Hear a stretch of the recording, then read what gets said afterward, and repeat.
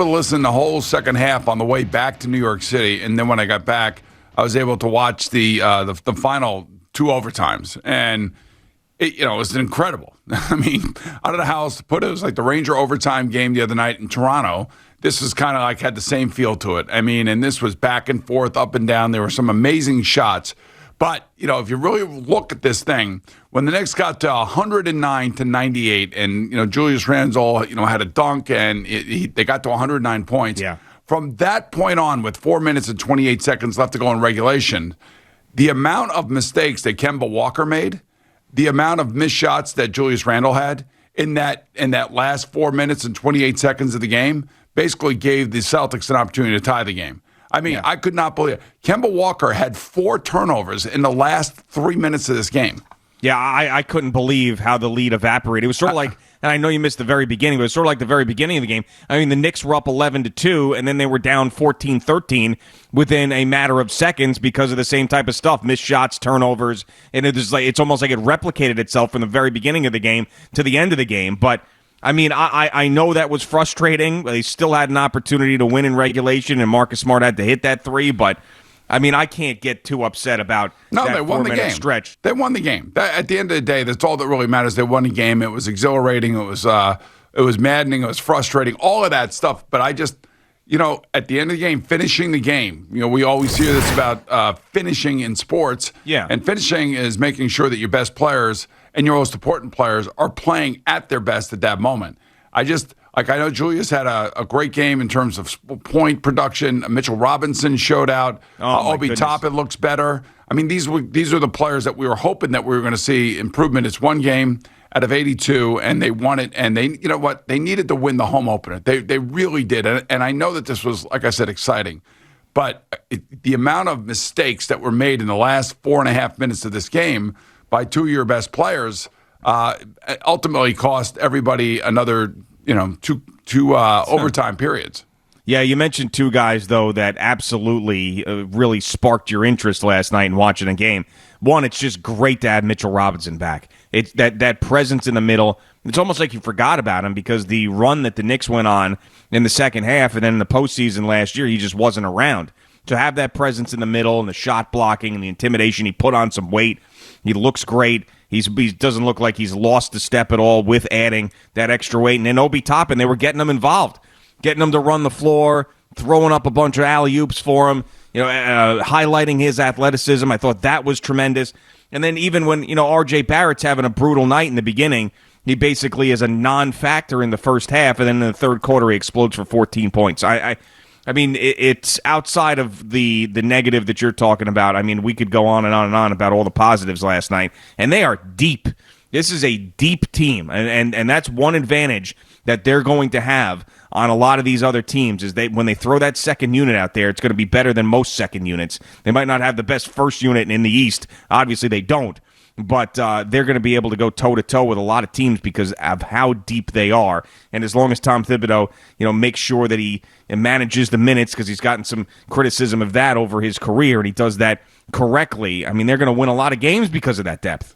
Yeah, well, there's no question about that. And again, I would imagine these guys are so jacked up, to play this game and to get the season started, and especially for Fournier and Kemba Walker getting their first foray into the Garden as the home team. It was probably pretty cool for them.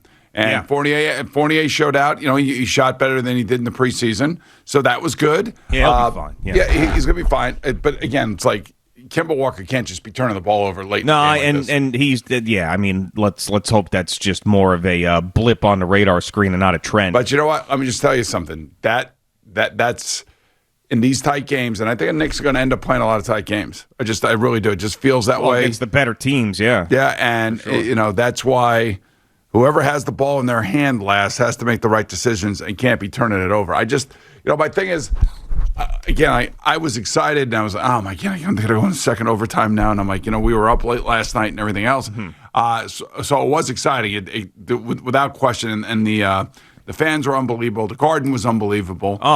It was just insane, and it was like a play. I mean, it's basically like a carryover from the playoff series last year against Atlanta. That's what they did. Now, I mean, I'm not talking about the way the games were played, but the intensity in the Garden looked basically no different from that Atlanta Hawks series till opening night last night. Don't you think a lot of this has to do with what had gone on here the previous 25 years? Oh, certainly. And I just think that what you want is to have some legitimate basketball being played and some effort. And that was there last night. There's no question about that. Yeah, and you want a guy who leads the team and is the face of the team in Julius Randle who understands that, and he does. There was a couple of things that I know you missed in the pregame as I was watching, just getting fired up for them to tip the game off, and it just kept going later and later and later. But one was Julius Randle addressing the crowd. We want to give you effort and a team that you guys deserve. Him understanding that. There's just so much nonsense out there. Like, you compare Ben Simmons and his situation, who gets a max deal. His coach says a negative something about him in the offseason. Now he's trying to force his way out and do whatever it takes and quit drills and all of this stuff. Julius Randle takes less money to stay here in New York and is talking to the fans saying, we're trying to give you a team that you could be proud of and something that you deserve. So that was awesome. And the other thing I really liked was, they had the mic on Kemba Walker, and he went over to like every single Celtic player. They came up to him, trainers, assistant coaches, and they were so happy to see him. And that made me feel like, you're putting a very talented player on this team that had great chemistry last year that is not going to disrupt that. Because it looked like they were all really, really missing Kemba Walker's presence in that Celtics locker room. So those were two things that were great to see last night. I'm giddy about it. We need something like this, just like you were giddy about that Rangers OT win and what's going on there. I'm giddy about this Knicks team, and I can't wait to see how far they can go and get back to the playoffs and hopefully win a round. Well, we'll find out pretty much Friday night when they're playing in Orlando. To me, it's a team that they should beat, a team that they should at least, go toe-to-toe with. And, I think a lot of their games are going to be like this. I'm not saying double overtime. They're going to be close, man. They're going to be close. Yeah. And hopefully guys like Obi Toppin and Mitchell Robinson continue to get better. Emmanuel quickly has to continue to get better. They'll have to figure out, there's no way that a team goes through a season unscathed by injury. Somewhere along the line, there'll be some adversity, and some other, players are going to have to step up more at the end of these games than, Julius Randle. The ball is immediately going to him late in games. And I understand why, because this is the NBA. The one thing I will say about the NBA that it bothers me, but I know the NBA fan loves it.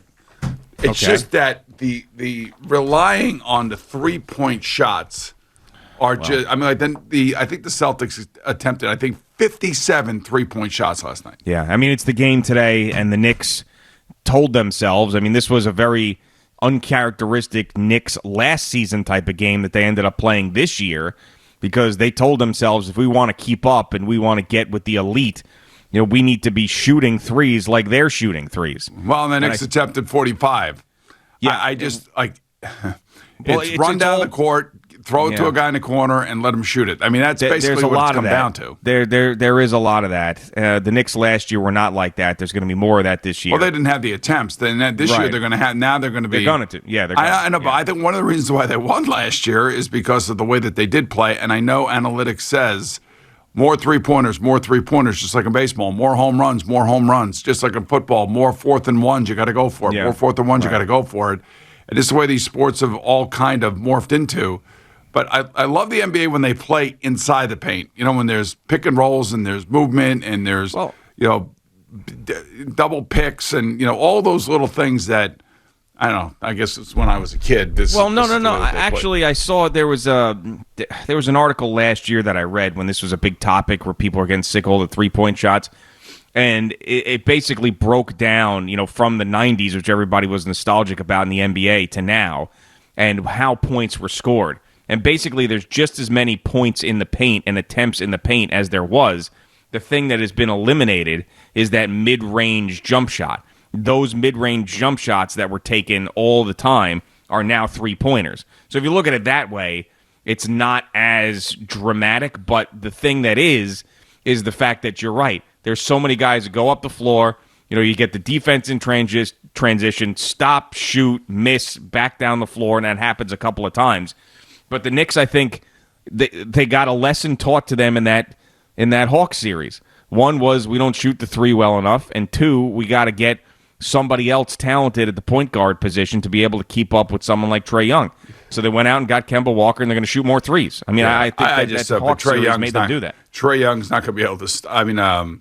Kemba Walker's not going to be able to stay with Trae Young on the court. There's absolutely no way. Right. I mean, I'm not saying to defensively stop him, but I mean, keep up in the sense of offensively, they're going to want to keep up with him. Thank you for watching. Please like, comment, and subscribe. And don't forget to hit the red bell so you're notified when we have new content.